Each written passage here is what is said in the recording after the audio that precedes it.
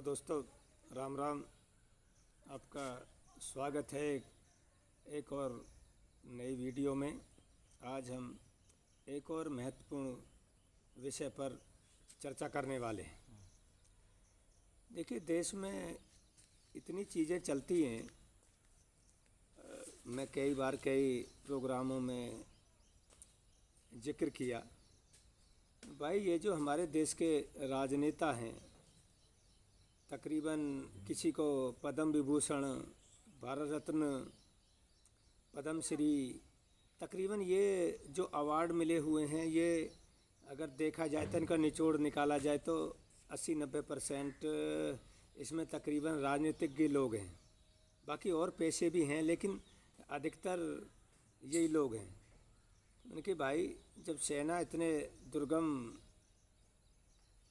परिस्थितियों में काम करती है, क्यों ना इन राजनेताओं को भी सीमा पर ले जाके इनका इस्तेमाल किया जाए। क्योंकि कोई एक बार एमएलए होता है, कोई 5 बार एमएलए होता है, कोई 5 बार सांसद होता है, कोई लगातार राज्यसभा में जाता है। तो ये वो बोलते नहीं है, लाभ का पद, लाभ का पद, लाभ का पद।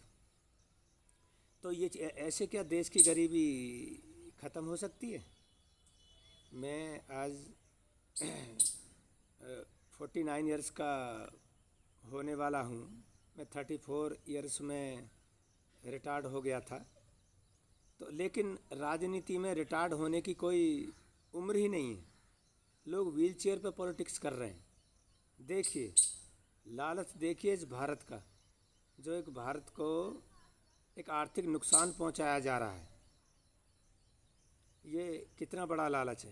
इन चीज़ों पे कभी कोई गौर ही नहीं करता है। और नेशनल मीडिया तो बस 1-2 पॉइंटों को पकड़ लेता अपनी टीआरपी के चक्कर में। बस बल्ले बल्ले, फलाना ढिकाना, ये वो, इतनी फालतू चीज़ों, फालतू की चीज़ें चलती हैं कि बहुत ही ज़्यादा। ब्रेकिंग न्यूज़, धोनी का कुत्ता मर गया, प्रियंका चोपड़ा का सैंडल छोटा हो गया, कांस फिल्म फेस्टिवल में शिल्पा शेट्टी का गाउन ढीला हो गया। Breaking news. ये क्या सिस्टम है भारत का, क्या नहीं है, कुछ समझ में नहीं आता। तो बाकी मैं एक फ़िल्म की स्टोरी लिख रहा हूँ, जो फिल्म का शीर्षक होगा इंडिया गेट। क्योंकि तकरीबन इंडिया गेट पर 13,000 शहीदों के नाम लिखे हुए हैं। और बाकी नेता का बेटा नेता, अभिनेता का अभिनेता, बस चले आ रहा। भारत में लोकतंत्र है, भारत में लोकतंत्र है। तो जब भी देश पे कोई विपत्ति आती है, आतंकवाद में जो जवान लड़ रहे हैं, किस में है कितना दम? इन राजनेताओं को भी रात को अम्बूस में, पेट्रोलिंग में, वहाँ -डिग्री में, इनको भी वहाँ ले जाके लड़ाया जाए। ये बोलते हैं ना, किसी को भी अवार्ड मिलता है, किसी की बेटी बोलती है राजनेता, किसी की बेटा बोलता है, बोला मेरे पापा ने 30 साल देश सेवा की, मेरे पापा ने 35 साल देश सेवा की। जो संसद में बैठ के बड़े बंगलों में रह के, और जो बोला सड़क वालों से कमीशन खा के, ये जो देशभक्ति दिखाने वाले लोग हैं, इन्हें बॉर्डर पर, रेगिस्तान में, पहाड़ों में, -डिग्री में, ये जो स्टडी टूर बोला जी, फिनलैंड जा रहे हैं, वहाँ जा रहे हैं, लंदन जा रहे हैं, इनका एक स्टडी टूर वहाँ पे करा जाए। तकरीबन 6 महीने, 1-2 दिन नहीं गए, टेंट में और 2-4 फ़ोटो खींचे और वहाँ से चले आए। इनका स्टडी, अभी ज़माना बदल चुका है, इनका स्टडी टूर होगा बॉर्डर पे, -डिग्री में, अम्बूस में, पेट्रोल में, जब इनको पता चलेगा कि देश सेवा होती क्या है। तो बड़ा अब एक बार मैं सुन रहा था, मध्य प्रदेश विधानसभा में जीएसटी बिल पास हुआ। एक हिंदुस्तान में दुर्भाग्य देखिए, जिसके पास पोजीशन है उसके पास तो सजेशन नहीं है, जिसके पास सजेशन है उसके पास पोजीशन नहीं है। मध्य प्रदेश विधानसभा में जीएसटी बिल पास हुआ था। बाहर रिपोर्टर ने थे एक एमएलए, उनसे पूछ लिया, बोला जीएसटी का फुल फॉर्म क्या है? बोला भाई member of legislative assembly. MLA का तो लोग बता नहीं पाते, तो गुड्स एंड सर्विस टैक्स का तो जब बताएंगे। तो चले एमएलए साहब का क्या जवाब था, और भैया मैं तो 12वीं पास हूँ। बोला मैंने आपका एजुकेशन से संबंधित सवाल नहीं किया है, मैंने पूछा जीएसटी से क्या तात्पर्य है। अब देख लो, कि भारत की ये इतने ट्रिलियन डॉलर की अर्थव्यवस्था बन जाएगी, ये हो जाएगा, वो हो जाएगा। सब ऐसे ही अंधेरे में तीर चल रहा है। मैं पहले भी कई बार बता चुका हूँ कि मैं स्क्रिप्ट राइटर भी हूँ, मैं एक लेखक भी हूँ। मैं कई बार कई समाचार पत्र कार्यालयों में गया। एक बार मैंने एक लेख लिखा, राष्ट्रपति भवन में तेंदुआ। मैं एक समाचार पत्र कार्यालय में पहुंचा तो वहाँ दो चार लोगों को लेख लिखाया। पहले तो बिजी इतनी थे, जो अपना दिखाया वो चांदी की प्लेटें पैक कर रहे थे किसी उसमें। मैंने कि भाई आज क्या प्रोग्राम है? बोले डीएम साहब हमको सम्मानित करेंगे। मैं बोला भाई ये प्लेटें डीएम साहब की तरफ से हैं कि ये आपके कार्यालय की तरफ से हैं?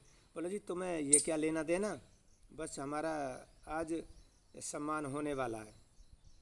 तब देख लीजिए, बोलते हैं अपने मियाँ अपने मुँह मियाँ मिट्ठू बनना।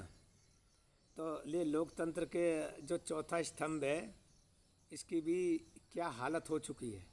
वो तो ये सोशल मीडिया चल गया है। इसको तो मैं चौथा नहीं, इसको पांचवा स्तंभ कहूँगा। ये थोड़ा लीक से हटके है, जिससे लोगों की, जो देश के लोग हैं जिनकी आवाज़ शासन प्रशासन या बाकी लोगों तक नहीं पहुंच पाती, वो अभी पहुंचने लगी है इस माध्यम से। तो ये बहुत अच्छा तरीका है अपनी बात देशवासियों तक पहुंचाने का, और इन चीज़ों को, जो कुछ दबी हुई चीज़ें हैं, उनको आगे लाने का। तो अभी जितने भी नेता, राजनेता या जो अपने आप को बहुत बड़े सेवक मानते हैं, जो सब्सिडी का खाना संसद में खाते हैं या 3-3 4-4 बार जीत के बोलते हैं बोले हमने देश सेवा की है, पद्म विभूषण, पद्म श्री या भारत रत्न लेने की जो इच्छा रखते हैं, वो कम से कम 5-6 महीने के लिए एक बार वहाँ बॉर्डर पर जाके जवानों के बीच में -डिग्री में वहाँ ड्यूटी करें, उन परिस्थितियों को देखें। जब पता चलेगा कि असली देश सेवा क्या होती है।